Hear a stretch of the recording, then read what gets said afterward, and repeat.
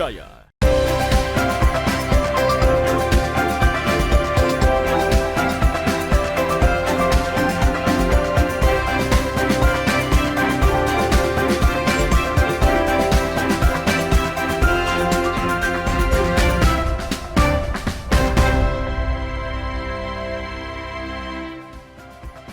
Selamat pagi saudara, apa kabar Anda hari ini? Senang sekali saya Linda Wirawan dapat kembali menjumpai Anda di program Sapa Sulsel edisi hari ini. Seperti biasa kami akan menghadirkan beragam informasi unik dan menarik tentunya untuk menemani aktivitas Anda di pagi hari ini.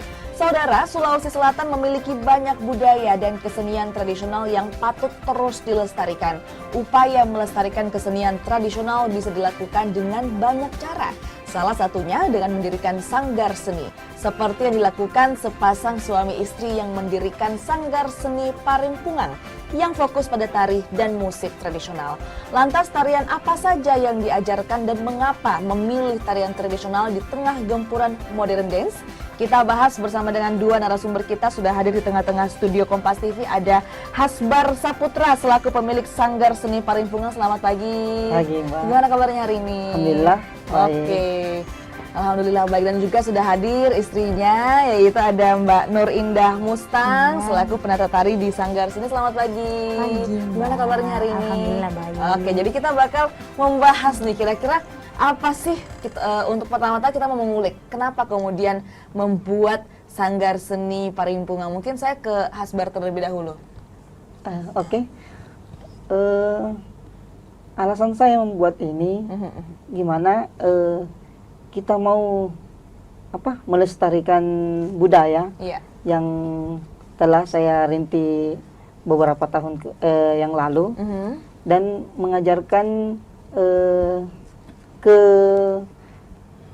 anak-anak yang begitu ingin belajar mengenai tradisi utamanya, di mana saat modernisasi ini kan tradisi ini kan terkikis. Akhirnya saya berniat untuk bagaimana mengajarkan dan memberikan pemahaman kepada adik-adik ataupun teman-teman yang ingin melestarikan budaya tersebut. Oke, jadi pada awalnya adalah karena melihat kemudian tradisi ini mulai terkikis seperti itu ya Mas Hasbar, sehingga ingin membuat sanggar seni. Ini tahun berapa dibuatnya sanggar seni ini? Tahun 2015 kalau nggak salah. 2015. Oke, jadi ini sesudah atau sebelum menikah nih dengan Mbak Indah? Sebelum menikah dengan Mbak Indah. Jadi sudah dibangun seperti itu ya. Kemudian menikah sama Mbak Indah. Kemudian kalau dari Mbak Indah bagaimana ceritanya sampai bisa bergabung di sanggar seni ini, Mbak? Ya, awalnya kan saya sebagai penari sendiri. Oh, sebagai penari. Iya, saya sebenarnya penari, lulusan dari SMKI yang memang jurusannya tari, dan kebetulan Bapak Hasbar ini pemain musik tradisi. Jadi kita ketemunya di sekolah itu. Kemudian saya terinspirasi kenapa mau membuat sanggar tari ini, karena kan awalnya kami ini pemain. Betul. Bukan pelakonnya. Kemudian selalu menari di setiap acara, masih ngikut ke sanggar-sanggar yang lain. Kami tidak tetap dipanggilnya yang di mana yang ngikut. Nah, akhirnya kami berdua berbicara berdua, bagaimana kalau kita buat sendiri? Kan kayaknya lebih seru ini kalau kita yang punya sendiri, lebih seru, lebih asik. Kita yang mengatur, bukan kita lagi yang diatur. Jadi seperti itu. Kemudian kita buatlah, awalnya namanya bukan itu ya, Sanggar Parimpungan.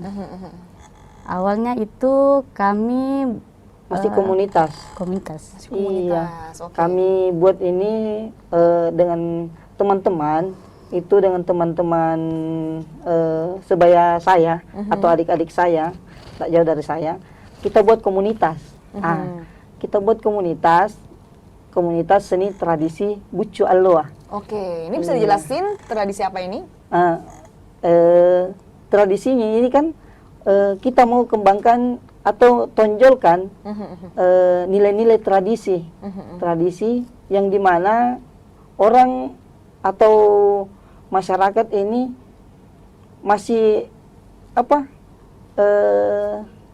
tidak paham Oke. yang mana tradisi, yang mana kreasi, dan Oke. yang mana kontemporer. Oke, ya. Seperti itu. Akhirnya kita buat komunitas ini, bagaimana kita sama-sama saling merangkul, memberikan pemahaman ke masyarakat bahwa inilah seni tradisi yang sesungguhnya.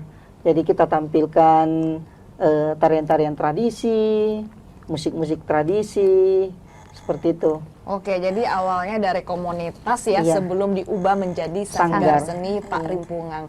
Saya ke Mbak Indah lagi. Mbak Indah, kalau sebagai penata tari yang ada di Sanggar Seni, tari-tari apa saja atau tradisi apa saja, musik-musik apa saja yang diajarkan dalam Sanggar Seni nih Mbak Indah? Kalau di Sanggar Seni Pak Rimpungang itu kami mengajarkan yang intinya itu tari Pak Dupa dulu. Tari Pak Dupa, oke. Nah, karena itu sering digunakan di event-event. Tari sambutan seperti Iya, itu penyambutan. ya. Oke. Tari Pak Dupa, kemudian Pakarena, Pakarena yang dari Goa. Kemudian itu versi tradisinya, cuman kan kami juga melakukan latihan inovasi itu ke tarian modernnya. Tarian modern. Tapi masih ada unsur seni tradisinya. Oke, jadi dimodifikasi seperti itu ya. Apakah kemudian itu permintaan pasar, gimana tradisi ini dibuat modern atau seperti apa Mbak Indah? Mungkin Oke. Terkadang permintaan pasar ini kan dia lebih mau ke modern. Jadi kami sering ikut, tapi hal-hal tradisinya itu kami tidak hilangkan. oke. Ciri khas tradisinya itu kami tidak hilangkan. Contoh dari pakaian, Segi kostum. atau ya segi kostum, gerakan, walaupun gerakan tidak sepenuhnya tradisi. Kita kreasikan bagaimana permintaan klien. Jadi Seperti tidak itu. menghilangkan inti atau tradisinya, Iya, gerakan-gerakan ini tetap ada seperti itu. Jadi apakah Mbak Indah sebagai penata tari ini sering menciptakan kreasi-kreasi gerakan baru atau seperti apa Mbak Indah? Iya, dari misal tari penyambutan kan biasanya tari Pak Dupa ya. Betul. Cuman kan di pasaran itu kadang ada nggak tarian yang lain? Ada tidak selain Pak Dupa itu? Akhirnya ada tari kreasi yang namanya seperti tari Karanuang. Tapi kalau misalnya dia ada Toraja, Iya. kita buatnya lagi lain seperti itu. Tapi tetap ada Toraja. Oke, jadi memang dikreasikan sedemikian rupa seperti itu ya. Kemudian kalau tadi dikatakan bahwa Mas Hasbar dan juga Mbak ini merupakan pelakon yang sebelumnya penari dan juga pemusik, sekarang akhirnya memiliki sanggar. Jadi sekarang pelakonnya siapa-siapa aja nih Mas Hasbar? Sekarang itu pelakonnya ini anak-anak yang masih muda, Masih masih muda, baru. oke. Iya. Jadi kami sekolah. rekrut yang masih sekolah, yang Iya. yang butuh belajar dan butuh cari uang juga. Ini kan ya, ini kan kita kan menjual. Iya. Itu. Kita menjual. Bagaimana pasar ingin seperti itu, kami turutin. Yang jelas mintanya nggak ada aneh. Kemudian kan, ya masih di lingkup tradisi atau di lingkup kesenian. Nah, jadi kita panggil teman-teman yang memang basicnya di situ atau yang ingin belajar. Jadi kita rekrut kemudian kita ajar. Ketika dia sudah bisa, kita terjunkan ke lapangan. Seperti itu. Jadi memang merekrut siapa saja yang ingin belajar Ya, seperti itu betul. ya di Sanggar Seni Pak Rimpungang. Oke, kita masih akan ngobrol banyak mengenai Sanggar Seni ini, berapa anggotanya, seperti apa latihannya, namun kita jeda sejenak. Saudara jangan kemana-mana, tetap bersama kami di Sapa Sulsel.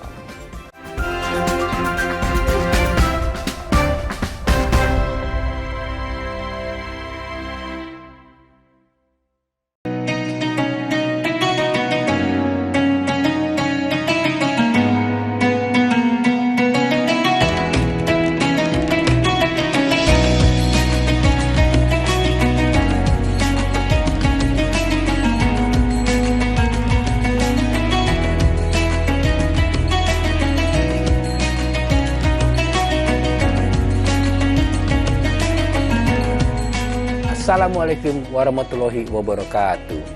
Setelah menjalankan ibadah puasa selama bulan Ramadan, kita sambut hari yang suci dengan penuh kebahagiaan. Mari rayakan kebersamaan di hati. Eratkan silaturahmi di hari yang fitri. Selamat Idul Fitri 1445 Hijriah. Minal aizin wal faizin. Mohon maaf lahir dan batin. Wassalamualaikum warahmatullahi wabarakatuh. Raih kembali informasi terkini dari segala lini Pan Berita Utama akan menyajikan sejumlah informasi menarik yang paling mengundang atensi. Kami kompilasi berita pilihan yang sudah kami siapkan untuk Anda dan jadikan referensi utama untuk Anda. Dan Anda tetap bersama kami. Terima kasih. Sampai jumpa. Berita utama. Ikuti pada jam-jam berikut. Live di Kompas TV.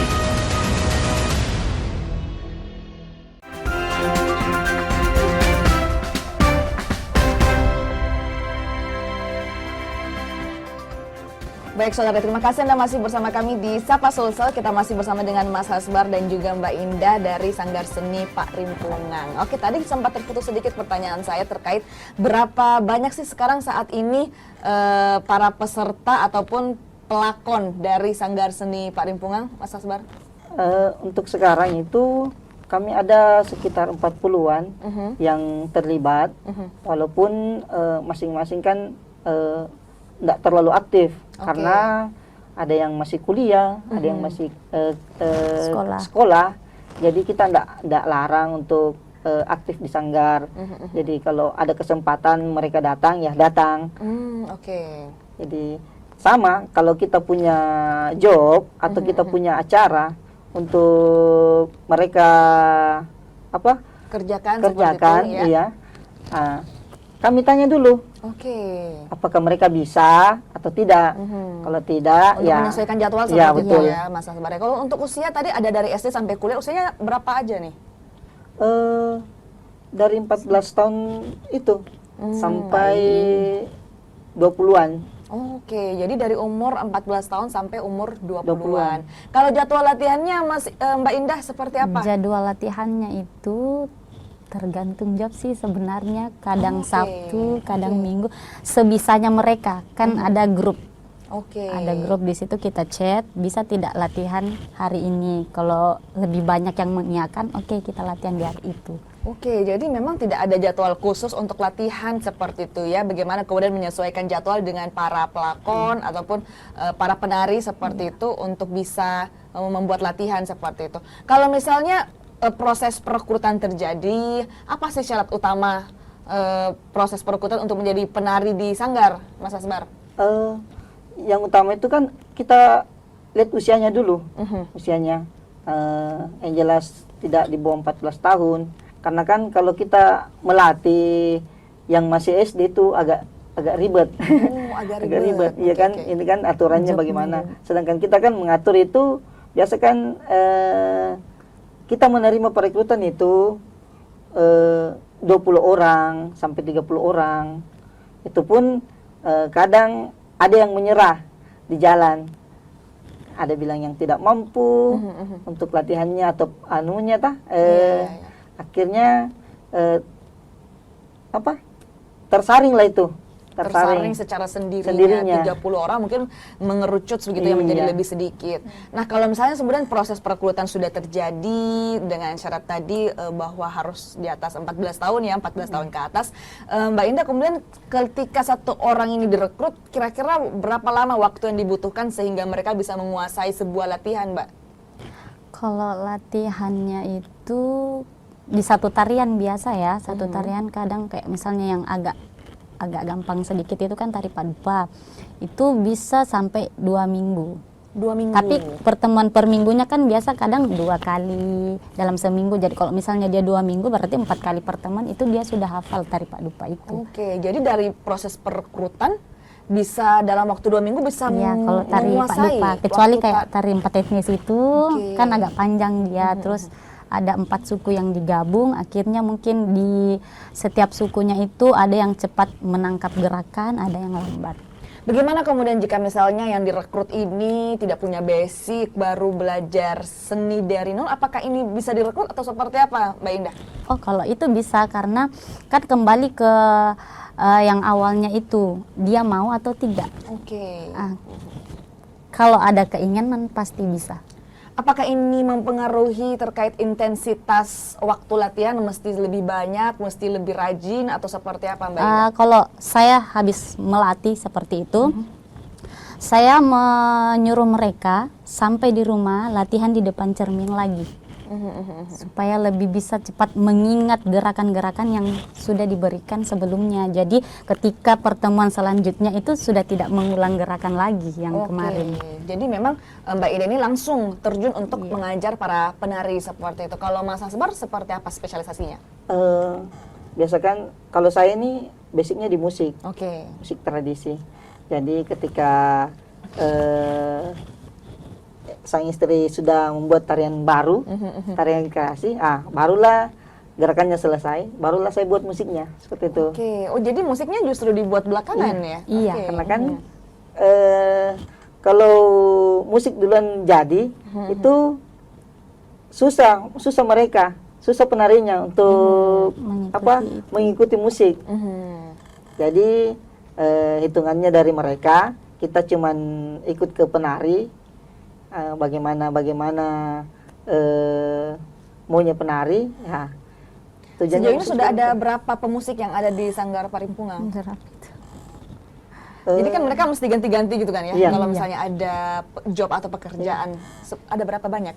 Ada sekitar 20-an sih yang aktif sekarang 20-an. 20 orang pemusik seperti itu. Luar biasa sekali, banyak sekali orang-orang yang terlibat dalam seni parimpungan seperti itu ya. Nah, kalau tadi dikatakan bahwa dibuat tarinya dulu, kemudian dibuat musiknya oleh Bapak langsung, bahwa sudah berapa banyak sih tari yang diciptakan oleh Mbak Indah dan apa saja namanya? Kalau yang saya ciptakan sendiri itu sebenarnya belum ada, cuman dikreasikan kembali. Dikreasikan. Iya, seperti yang tari Pak Dupa itu kan udah banyak versi dari setiap sanggar itu beda-beda versinya, tariannya, empat etisnya juga, kemudian tari Torajanya juga, mandarnya juga. Jadi sebenarnya sekarang itu di setiap sanggar itu tariannya sudah berbeda-beda kreasinya. Jadi jadi kalau dikatakan setiap sanggar beda-beda tariannya, gerakan-gerakan inti apa sih? Mungkin bisa dicontohkan sedikit Mbak Indah untuk tari Pak Dupa, gerakan inti apa yang harus ada di tari Pak Dupa? Tapi mungkin bisa dikreasikan sesuai dengan sanggar masing-masing seperti itu. Tapi gerakan intinya seperti apa, Mbak? Gerakan intinya kan ini kan tari penyambutan ya. Terus kemudian propertinya Oh bisa? Propertinya itu ada bosara, terus biasanya pakai itu apa, beras atau bunga. Kemudian yang intinya itu kan hormat. Kemudian ini, terus ini. Kemudian ada gerakan menabur. Ambil terus ditabur. Itu menabur beras seperti itu ya? Iya. Oke, jadi itu adalah salah satu gerakan inti yang tidak boleh dihilangkan dari tari Pak Dupa. Dan itu juga sama dengan tari empat etnis dan tari-tari lainnya. Ada beberapa gerakan inti yang tidak boleh diubah, namun bisa dikreasikan sesuai dengan sanggar masing-masing. Nah, kalau untuk tari paling gampang tadi kan dikatakan tari Pak Dupa. Kalau tari paling sulit apa sih, Mbak Indah? Sulitnya sih Nusantara. Nusantara. Alasan kenapa bisa sulit? Karena kan Nusantara kan itu tergabung di berbagai suku, ada Papua, ada Bali, sedangkan kita kan di sini Sulawesi Selatan yang intinya paling Makassar, Bugis, Toraja itunya aja. Jadi memang bagaimana kemudian kita mau mencari tahu adat istiadat dari daerah lain seperti itu menjadikan tari Nusantara ini menjadi paling sulit seperti itu. Oke, kita masih akan ngobrol banyak terkait dengan kreasi-kreasi luar biasa dari Sanggar Seni Parimpungan, namun kita jeda sejenak. Saudara jangan kemana-mana, tetap bersama kami di Sapa Sulsel.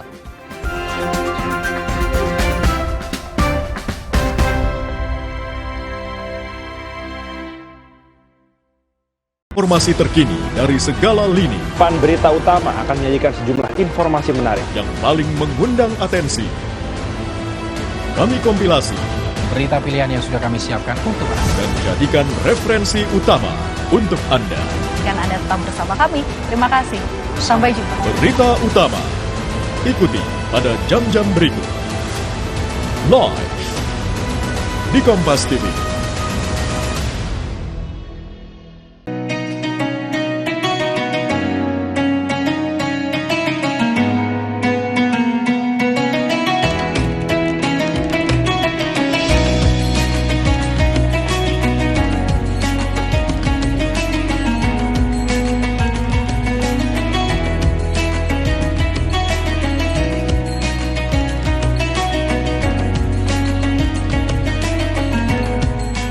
Assalamualaikum warahmatullahi wabarakatuh. Setelah menjalankan ibadah puasa selama bulan Ramadan, kita sambut hari yang suci dengan penuh kebahagiaan. Mari rayakan kebersamaan di hati. Eratkan silaturahmi di hari yang fitri. Selamat Idul Fitri 1445 Hijriah. Minal aizin wal faizin. Mohon maaf lahir dan batin. Wassalamualaikum warahmatullahi wabarakatuh. Raih kemuliaan.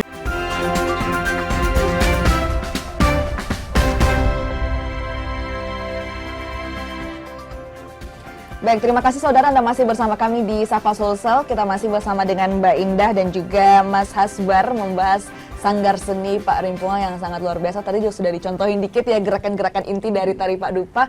Sangat indah dan juga sangat tradisional khas dari Sulawesi Selatan. Nah, kalau kita berbicara mengenai fokus tadi, mesti dipelajari juga gerakan-gerakan inti yang mesti ada dalam setiap tarian. Lantas kemudian saya ke Mas Hasbar. Kenapa sih tekadnya begitu kuat kalau tadi dikatakan membuat Sanggar Seni karena ingin melestarikan tradisi? Kenapa tekadnya sangat kuat, Mas Hasbar?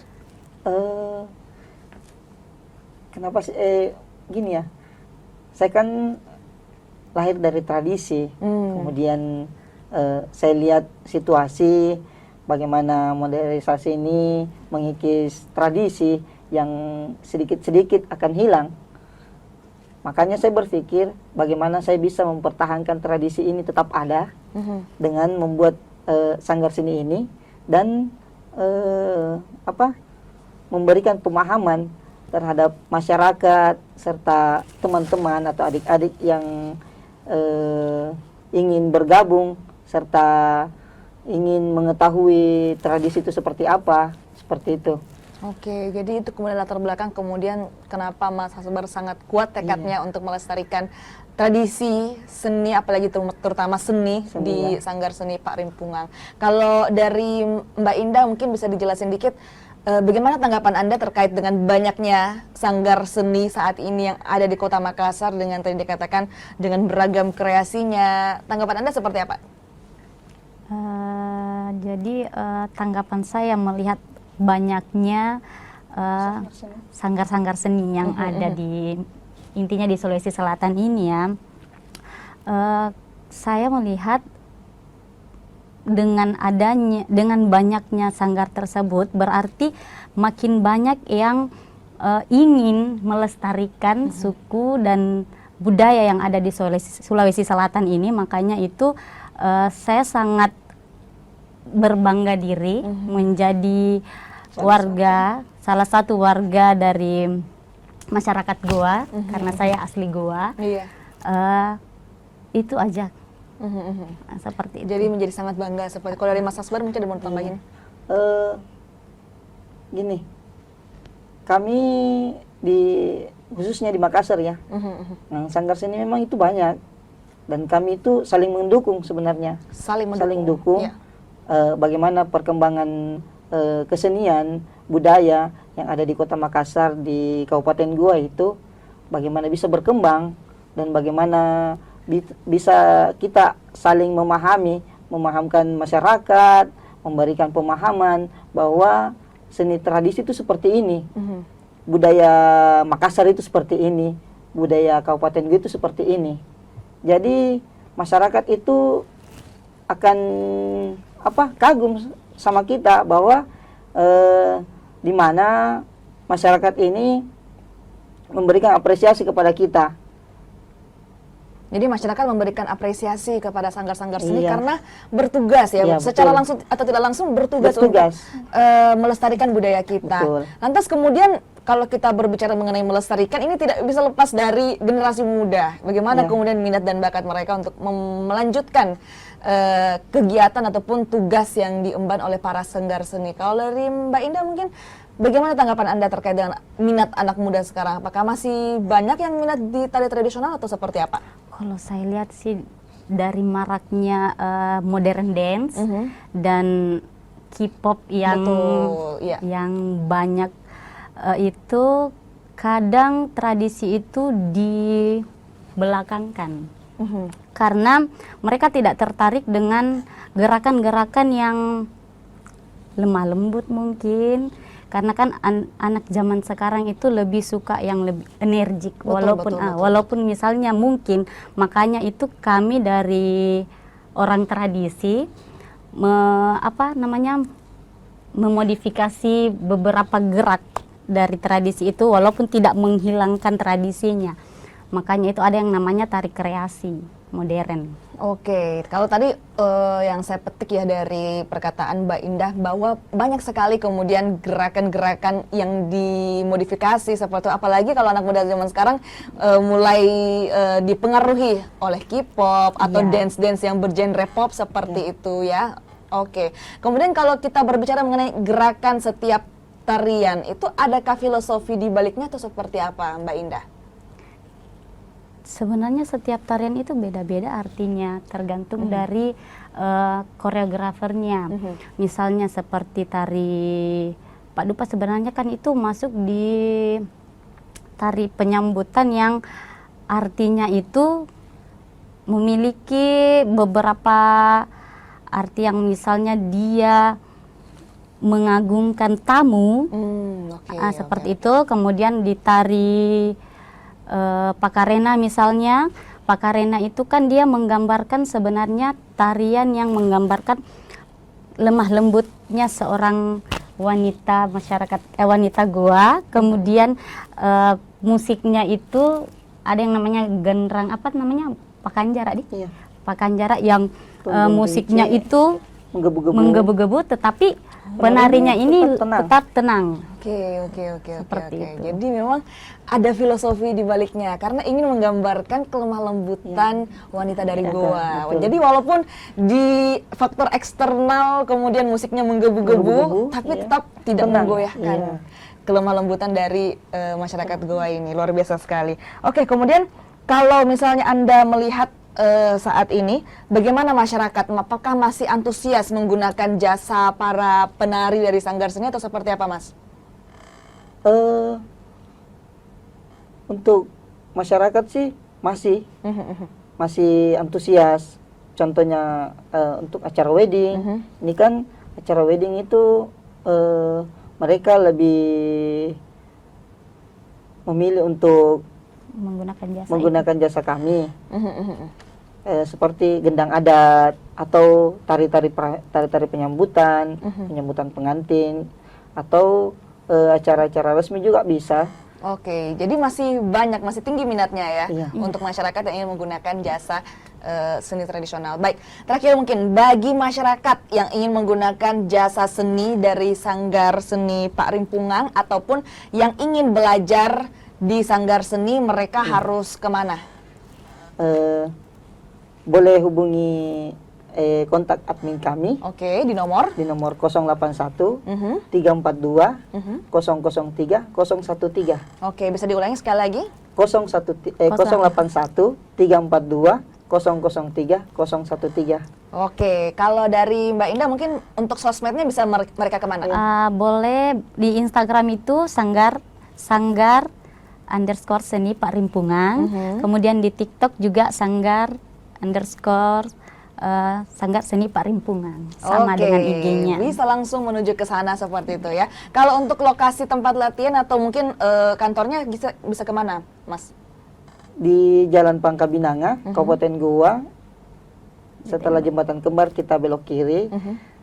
Kemudian ada gerbang BTN Bagolo ya, Iya, BTN masuk di Bagolo. BTN Bagolo. Oke, bisa langsung ke sana Langsung ke sana. buat Anda yang ingin menggunakan jasa Sanggar Seni Parimpungan atau yang ingin belajar seni tradisi tradisional, tari ataupun musik dari Sanggar Seni Parimpungan. Baik, terima kasih sekali lagi Mas Hasbar dan juga Mbak Indah sudah bergabung bersama kita. Hari ini luar biasa sekali perbincangan kita terkait dengan seni tradisi yang ada di Sulawesi Selatan, baik itu 4 etnis, paduka, dan banyak sekali lagi tari-tari tradisional yang bisa dipelajari di sana. Terima kasih sekali lagi, dan saudara, informasi tadi juga sekaligus menutup perjumpaan kita di Sapa Sulsel edisi hari ini. Saya Linda Wirawan bersama dengan segenap kru yang bertugas mengucapkan terima kasih, selamat pagi, selamat beraktivitas, dan sampai jumpa.